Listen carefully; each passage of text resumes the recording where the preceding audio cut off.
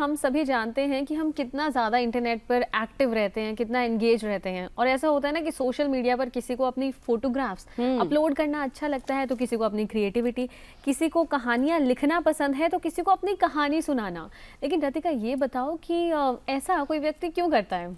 सिमरन, हम कुछ भी अगर सोशल मीडिया पर पोस्ट करते हैं या तो वो हम अपने लिए करते हैं, अपनी फैमिली के लिए या अपने फ्रेंड्स के लिए करते हैं, लेकिन अगर कोई हमारी इस इन्फॉर्मेशन का गलत इस्तेमाल करता है तो ये हमारे लिए एक परेशानी का सबब बन सकता है। जी हाँ, और हमारे डेटा को सुरक्षित रखने के लिए, हमारी प्राइवेसी को मेंटेन करने के लिए हाल ही में digital personal data protection act 2023 को मंजूरी दी गई है।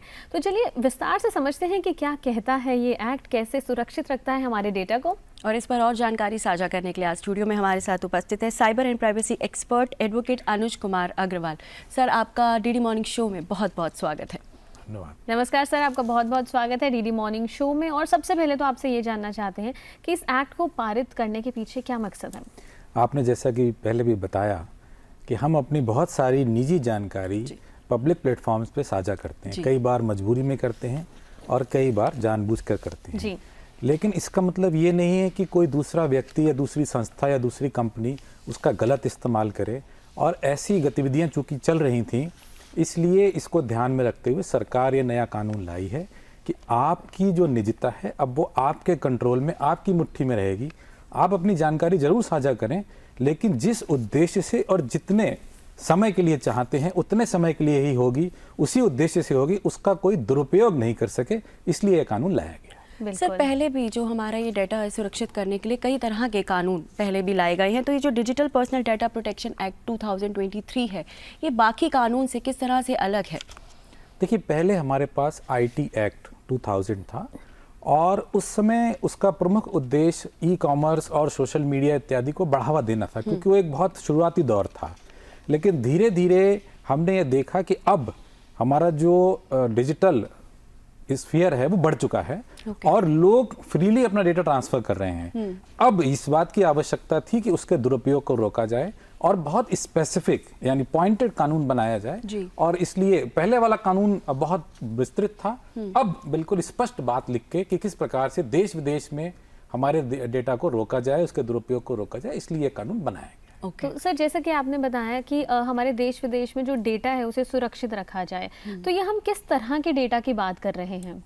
ये व्यक्तियों के निजी डेटा की हम बात कर रहे हैं और निजी डेटा में भी डिजिटल डेटा की बात कर रहे हैं। अगर कोई डेटा पेपर फॉर्म में है तो वो इस एक्ट में अभी कवर्ड नहीं है, लेकिन अगर कोई डेटा पेपर फॉर्म में लिया जाता है और उसको बाद में डिजिटाइज यानी कंप्यूटर में या मोबाइल में डाल दिया जाता है, तो वो इसमें पूरी तरह से कवर्ड है। किसी भी प्रकार से किसी भी जगह, किसी कंप्यूटर में, सर्वर में या किसी भी स्रोत में उसको रखा जाता है, उसको परिवर्तन किया जाता है, प्रोसेसिंग किया जाता है, वो सब इसमें कवर्ड है। सर, ऑनलाइन जो कंपनीज होती हैं वो अलग अलग तरीके से हमारा डेटा मांगती हैं और उसका अलग अलग इस्तेमाल करती हैं, तो अब ये जो एक्ट आया है 2023 में, इसमें किस तरह की डेटा पॉलिसीज़ में चेंजेस किए गए हैं? बहुत अच्छा प्रश्न आपने किया है और ये बहुत ही महत्वपूर्ण है हम सभी के लिए जानना। अभी तक एक बड़ा सा एग्रीमेंट लोगों को प्रस्तुत किया जाता था और वो आंख बंद करके उसको मानते थे और ना मानने पर सेवाएं नहीं दी जाती थी। लेकिन अब उन्होंने जो कानून हमारा ये बना है उसमें हर बात को विस्तृत रूप से और सरल भाषा में और इसके अतिरिक्त हमारे देश की जो 22 भाषाएं हैं उन सभी भाषाओं में उपभोक्ता द्वारा मांगे जाने पर उन शर्तों को बताया जाएगा, उन उद्देश्यों को बताया जाएगा जिसके लिए डेटा लिया जा रहा है। और जितने समय तक उपभोक्ता चाहे उतने समय तक ही इसको इस्तेमाल किया जा सकता है। तो ये बहुत ही विस्तृत परिवर्तन है और भारतीय भाषाओं को चूंकि इसमें इंट्रोड्यूस किया गया है कि अब सिर्फ अंग्रेजी में आप नहीं अपनी शर्तें रख सकते, क्योंकि बहुत सारे लोग अंग्रेजी या कोई अन्य भाषा नहीं जानते। हमारा बहुत विविध देश है, तो बहुत सारी भाषाओं को हमने मान्यता दी है। तो इस कानून के माध्यम से अब सभी भाषाओं में, जो कि जनता समझ सकती है, लोग समझ सकते हैं और स्पष्ट रूप से और सरल भाषा में, दोनों चीजें बड़ी महत्वपूर्ण हैं, इस कानून के माध्यम से ये किया जाएगा। तो डेटा का दुरुपयोग नहीं हो पाएगा। बिल्कुल सर। सर, यहाँ पर आपने समय का भी जिक्र किया, तो ये किस तरह से मुमकिन है कि जितने समय तक उपभोक्ता चाहे केवल उतने समय तक ही उसका डेटा स्टोर किया जाएगा और बाद में डिलीट कर दिया जाएगा? ये क्या प्रोसेस है? ये बहुत अच्छी बात आपने पूछी। देखिए, अभी ये मान्यता थी और अभी तक जो प्रावधान थे कि एक बार अगर आपने दे दिया जी, तो फिर आपका उस पर कोई कंट्रोल नहीं रहा। ये इस प्रकार का तीर था जो म्यान से निकल गया तो निकल गया, तलवार बाहर आ गई। लेकिन इस कानून में ये कहा गया है कि ठीक है, हम आज आपको डेटा दे रहे हैं, उद्देश्य भी बता रहे हैं, लेकिन अगर हमारी परिस्थितियां बदलती हैं और हम नहीं चाहते कि अब ये आपके पास रहे या पब्लिक डोमेन में जाए या आप इसे शेयर करें, तो हम उस डेटा को परिवर्तन कर सकते हैं, उस डेटा को हटाने की रिक्वेस्ट भी कर सकते हैं। तो इसका जो समय है वो पूरी तरह से जो इंडिविजुअल हैं उनके हाथ में आ गया। पूरा कंट्रोल सरकार ने लोगों को दे दिया कि आप जब तक चाहें अपना डेटा किसी को शेयर करें और जब चाहें उसे वहां से तो वापस सर हम ले लें। वापस कैसे लें अपना डेटा? आपको वापस लेने के लिए कानून में प्रावधान दिया हुआ है। जिन लोगों को आपने दिया है उनको आप रिक्वेस्ट भेज सकते हैं और एक निर्धारित समय के अंदर उस रिक्वेस्ट को प्रोसेस करने के बाद वो आपको कंफर्म करेंगे कि अब आपका डेटा उन्होंने अपने सोर्स से, अपने डेटाबेस से हटा दिया है और उसको अब वो आगे ना इस्तेमाल करेंगे, ना किसी को देंगे। अभी सर हमने बात की कि कंपनीज जो है हमारा डेटा लेती हैं अपने इस्तेमाल के लिए या किसी तरह से, तो अगर उस डेटा का हमारा गलत इस्तेमाल किया जाता है तो ऐसे में इस बिल के तहत उन पर किस तरह की कार्यवाही की जा सकती है? देखिए, इसके अंदर बहुत ही सुंदर प्रावधान है और सिंपल तरीके से एक डेटा प्रोटेक्शन बोर्ड जो कि इलेक्ट्रॉनिकली काम करेगा, वहां पर शिकायत दर्ज कराई जा सकती है और कंपनियों पर 50 से 250 करोड़ रुपए तक का फाइन लगाया जाएगा और हर उस घटना पर जो कि लोग शिकायत करेंगे। तो ये एक बहुत बड़ी सुविधा दी गई है, एक बहुत बड़ा डेटरेंट क्रिएट किया गया है कि मिसयूज ना करें और ये पहली बार हुआ है हमारे देश में। सर आपने कहा कि पहली बार हुआ है हमारे देश में, तो ऐसा कुछ और भी है जो बहुत खास है इस बिल से जुड़ा हुआ? इसमें नारी सशक्तिकरण को भी पूरी तरह से ध्यान में रखा गया है, इसके बारे में हमें थोड़ा और बताएं। बहुत अच्छा आपने कहा। और हमारे देश में बहुत बार ये बात हुई है कि नारी पुरुष समानता या सशक्तिकरण की, लेकिन शायद बातें ज़्यादा हुई हैं। पहली बार हम इस कानून में देख रहे हैं कि ही की जगह शी वर्ड का यूज़ किया गया है और ये कहा गया है कि जहाँ पर भी शी वर्ड यूज़ किया गया है इसका मतलब पर्सन, यानी ये जेंडर न्यूट्रल है। तो ये एक बहुत ही पॉजिटिव कदम है, एक बहुत ही अच्छा कदम है, जहाँ पर हमने सिर्फ बात नहीं की है, जहाँ पर कानून के माध्यम से ये चीज़ अब सामने आई है, कानून में डाल दी गई है कि ही और शी बराबर है, दोनों में कोई फर्क नहीं है और ही क्यों, शी क्यों नहीं, उसको करके दिखाया है। तो ये एक बहुत बड़ी चीज़ है और पहली बार बिल्कुल बराबर का अधिकार दिया जाए। बराबर से बेहतर ही कहूँगा मैं तो, क्योंकि बिल्कुल, बार-बार उसका नाम बिल्कुल। दिया गया। बिल्कुल। अभी आपने कहा कि कार्यवाही की जाएगी अगर किसी तरह से डेटा का हमारे पर्सनल यूज़ किया जाता है अपने, तो कार्यवाही अगर किसी एक इंडिविजुअल का अगर डेटा हैक किया जाता है या गलत तरीके से उसका इस्तेमाल किया जाए, तो बीइंग एन इंडिविजुअल उसको क्या करना चाहिए, आगे क्या स्टेप फॉलो करने चाहिए? डेटा प्रोटेक्शन बोर्ड नाम की एक सरकारी संस्था बन रही है। ओके।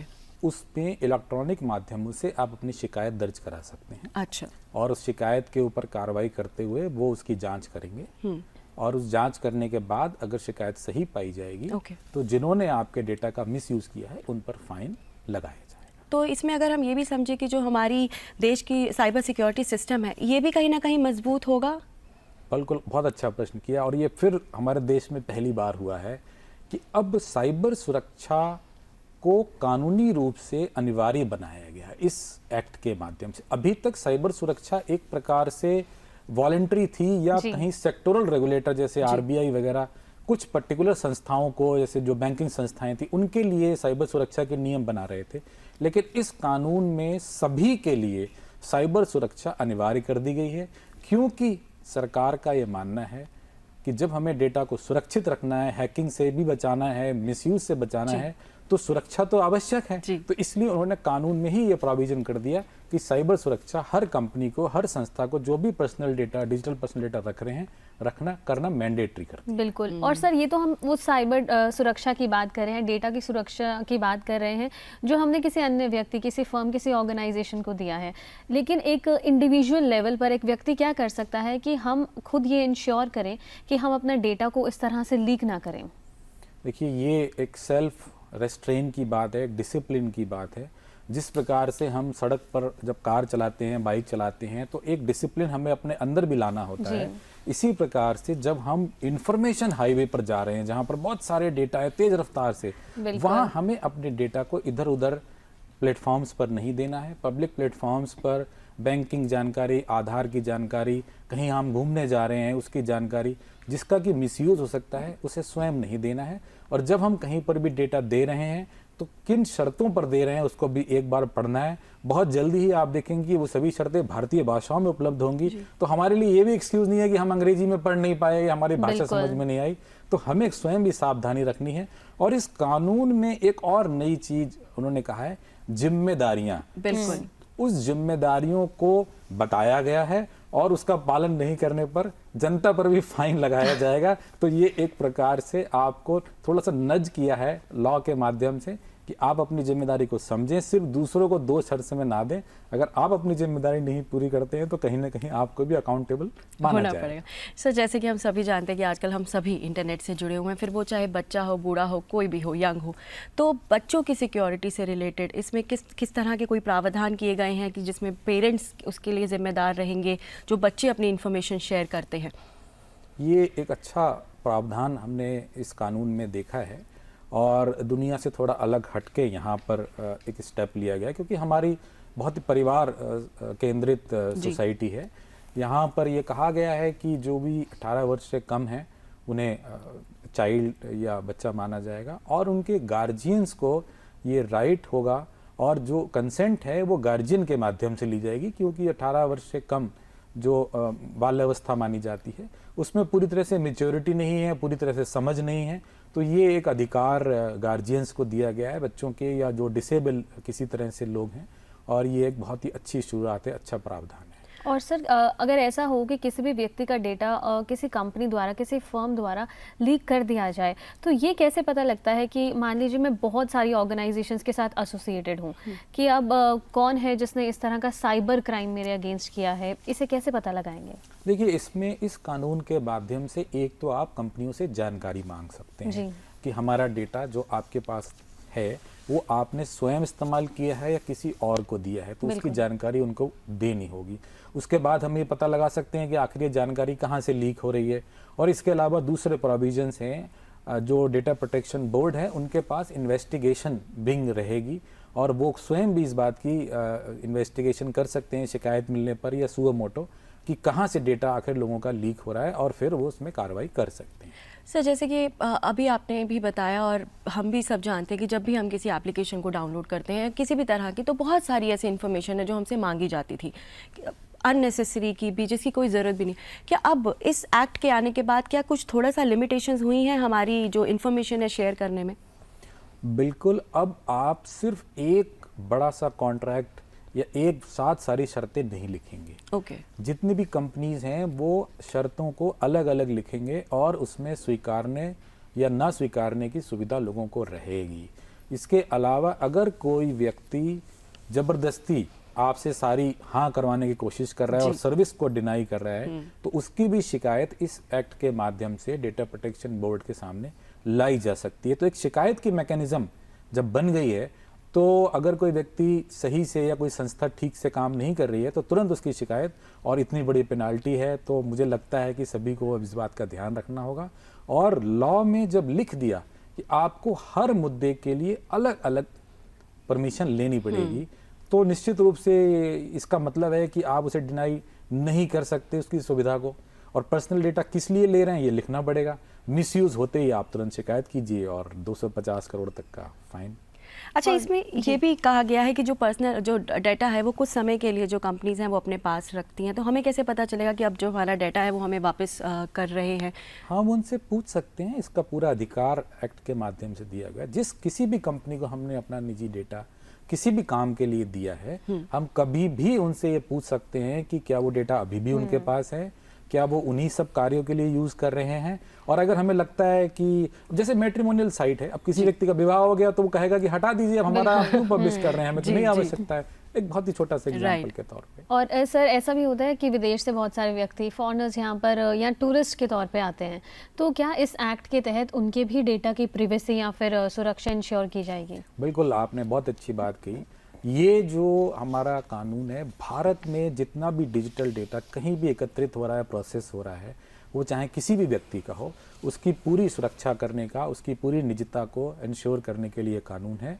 देश के नागरिक हों या बाहर के नागरिक हों, सुरक्षा की आवश्यकता सभी को है, निजता की आवश्यकता सभी को है, और इस कानून के माध्यम से ये अधिकार सभी को दिया गया है कि वो इसको इंश्योर कर पाएं। ये कानून सब पर लागू होता है। बिल्कुल, आज वाकई सिमरन करोड़ों लोग जो है वो इंटरनेट का इस्तेमाल कर रहे हैं और छोटे छोटे गांव तक जो है डिजिटल ये सुविधा जो है वो पहुंचाई जा रही है। तो ऐसे में डिजिटल डेटा की जो प्राइवेसी है उसका ख्याल रखना बहुत ज़रूरी हो जाता है। बिल्कुल, और जिस एक्ट की आज हम बातचीत कर रहे थे वो ना केवल हमें किसी तरह के साइबर फ्रॉड से बचाएगा, हमारी डेटा को सुरक्षित रख के, बल्कि साथ ही हमारी जो डिजिटल राइट्स हैं और रिस्पॉन्सिबिलिटीज़ हैं उन्हें भी निर्धारित करेगा। बिल्कुल, और digital personal data protection act 2023 पर आज हमारे साथ जानकारी साझा कर रहे थे cyber and digital privacy expert advocate Anuj Kumar Agarwal ji.